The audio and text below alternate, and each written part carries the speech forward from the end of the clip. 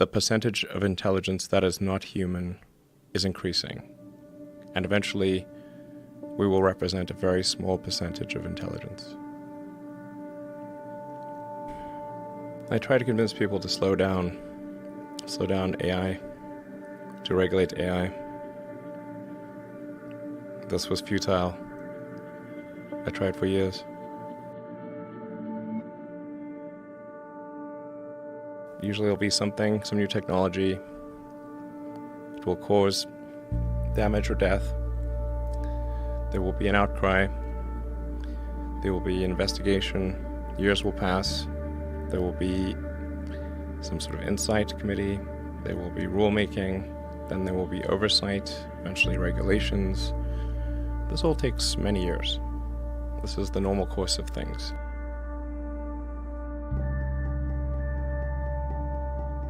This time frame is not relevant to AI. You can't take 10 years from the point at which it's dangerous. It's too late.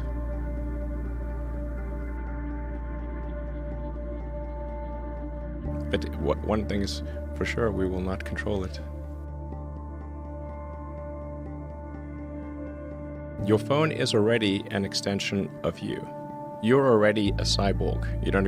Most people don't realize they are already a cyborg. That phone is an extension of yourself. It's just that the data rate, the rate at which, of the communication rate between you and the cybernetic extension of yourself that is your phone and computer is slow. It's very slow. And that is like a tiny straw of information flow between your biological self and your digital self. It will be, at some point, indistinguishable from reality.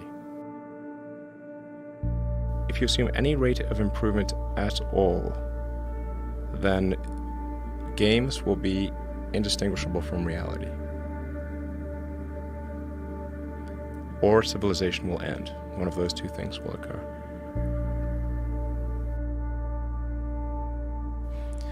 The universe as we know it will dissipate into a fine mist of cold nothingness eventually. In the future, we'll pay for it.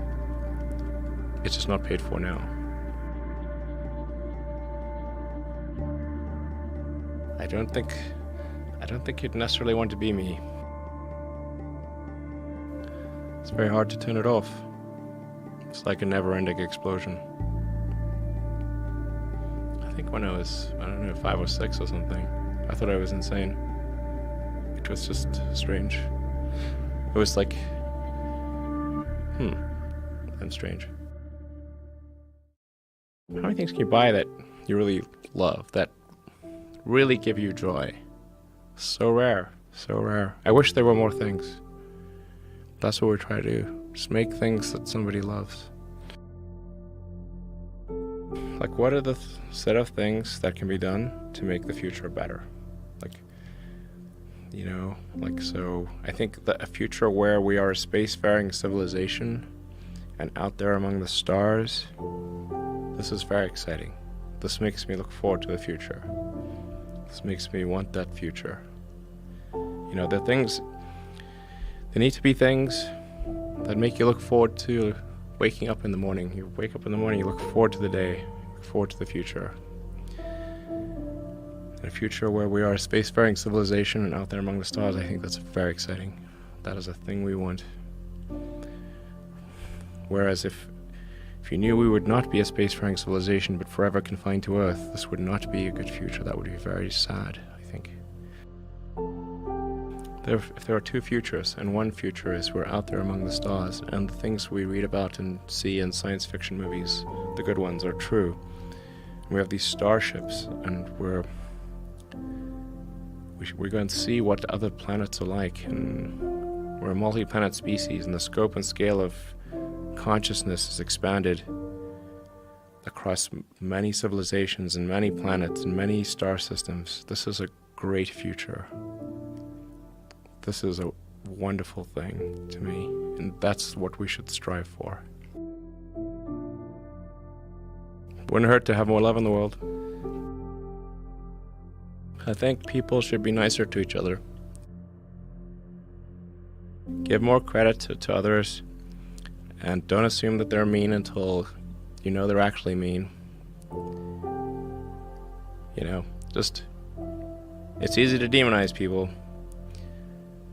You're usually wrong about it. People are nicer than you think. Give people more credit.